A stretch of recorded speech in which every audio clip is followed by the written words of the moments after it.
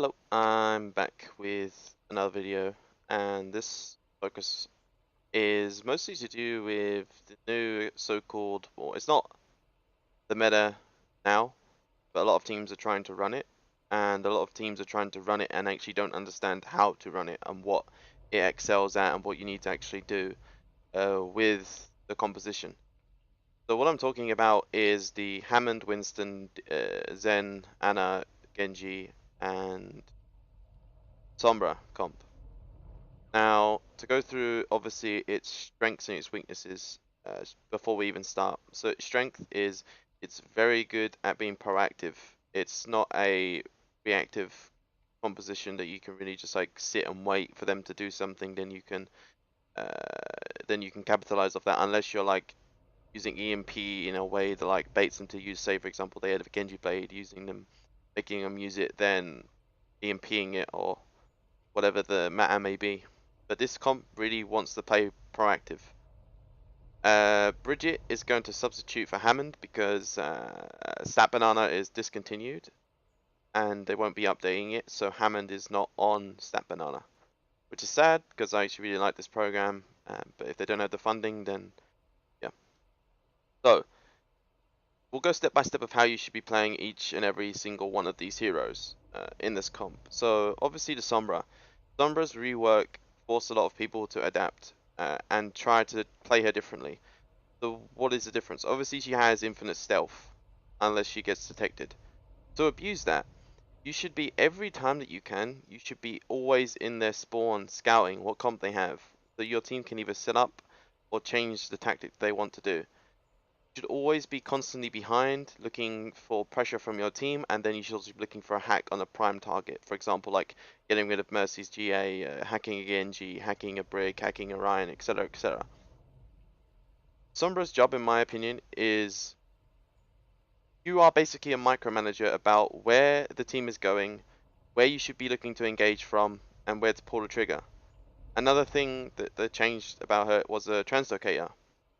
Now, people now are throwing it down and forgetting that it can be destroyed. You have to play it so differently. You can't just throw down translocator and hope it's going to be there. You have to constantly be changing the location of the translocator depending on how far up your team is and where you want to be proactive. Because if you throw it down, say for example you threw it down, let's just use this example, you threw it down here, and they're on the point, and you get pressured out, you don't want to recall all the way back down here. That's like 20 seconds wasted that you cannot be a part of that fight. So just make sure that you have a constant changing of location about where your translocator is without being under threat. Um, and just keep in mind that throwing it down on a health pack or throwing it down close to like where people would be rooting is probably a bad idea. Now you need to be very creative about where you hide it. So like little crap, like right here is probably a good spot. Right down there is probably a good spot because you're close enough to the mega. But you're also, they're not really going to be like, oh, let's walk down here and check to see if translocator is here, because they're probably going to get punished for doing that. But just be creative about where you position it. Don't just like, oh, there's a health pack there, I'll throw it on top of it. It can be destroyed. The Sombra, recap, always be in the back line, always be proactive, and always be the one be uh, calling when to be engaging. We'll go through about where you should be engaging after. The Winston. Winston again is more of a flanker in his positioning. So what you want to do is you want to be setting up your Winston in a position where, okay, so let's just go back a few steps. As I said before, this team likes to play proactive because it has Genji, it has a lot of like burst damage with the Genji, with the Hammond, with the Winston, and obviously Sombra shooting them in the back and all that stuff, and Ananade. So where do you want to really be engaging? So you want to be setting up your Winston in a spot where he doesn't have to use cooldowns to get in, and obviously Hammond can retreat and obviously get in like decently. So Hammond would probably be setting up like this side because he can swing off here and land there. Uh, and obviously you have to be in LOS of your Ana, so you have to think about those sort of positions as well.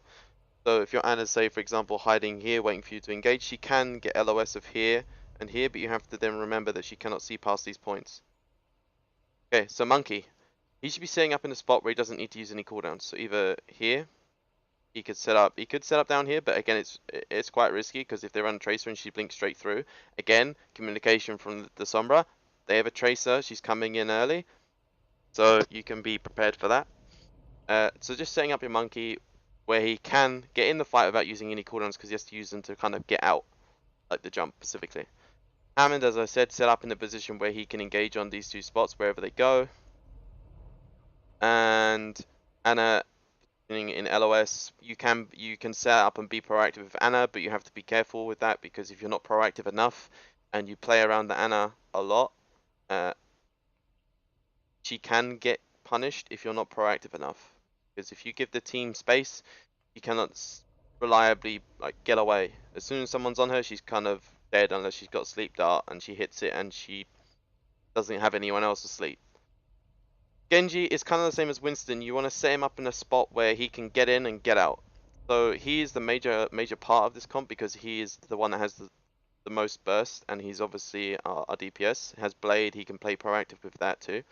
So he needs to set up in a spot where he can follow up with the tanks once they're already in. So Monkey would walk in, and then once the pressure's on the Monkey, the Genji would come in. So let's just mark this as our point of contact. So what should Sombra be doing? So Sombra should always just be communicating about when to go, because obviously everyone is hiding.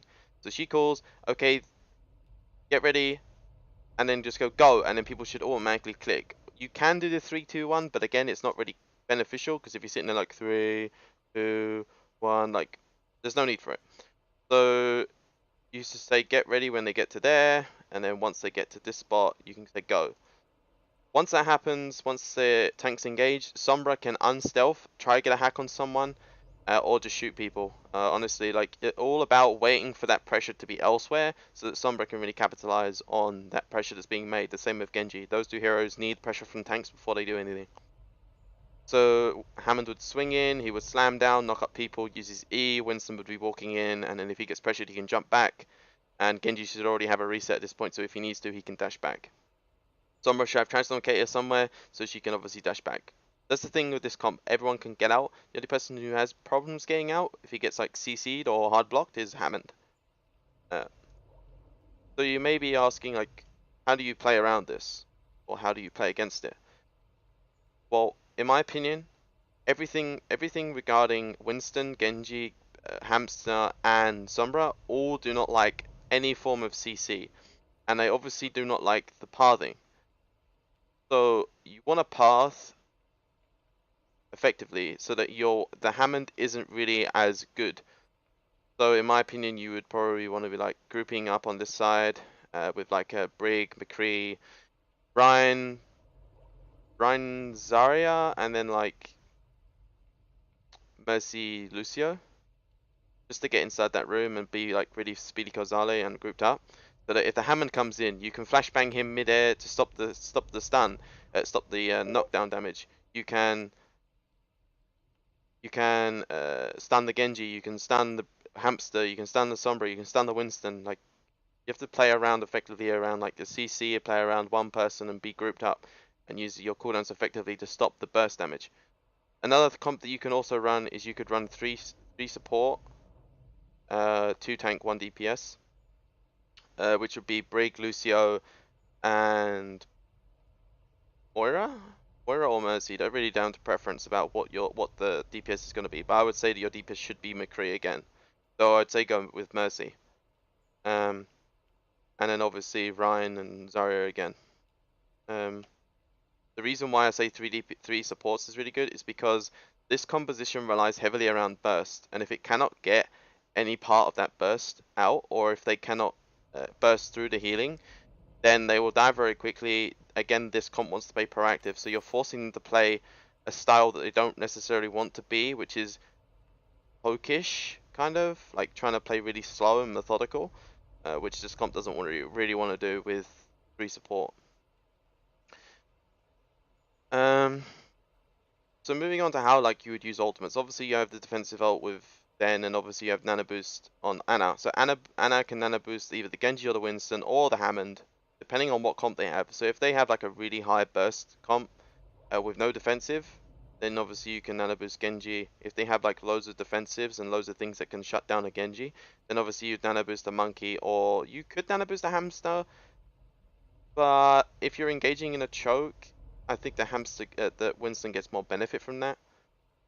rather than Hamster, because the only thing that Hamster really provides is that first initial burst, and then obviously his ultimate. His damage is okay, but it needs to be in his face, and he'll probably be running away. So, basic recap: how to play this comp. Play proactive. 100% have to be proactive with every form of the comp other than Zen. I think Zen you can kind of just play a standard way. Obviously, if they're Widow, you don't want to be like standing on bridge. You probably just want to be hiding, waiting for like, hey, go, and then you can walk out again, playing around pressure. Um, how to play against it? Path effectively so that Hamster doesn't get much benefit. Play a lot of heals because heals and CC because they rely on burst, and the heroes don't really do well when they have a lot of CC on them, and it stops them what they want to do. And obviously Sombra, if you can detect her and flashbang and get her out the way, then that's obviously good too. Um, so yeah, that's my basic rundown of how to play this comp. I might do like a really advanced one with an actual VOD, so I can show like what's the bad way of playing it and what's the good way of playing it.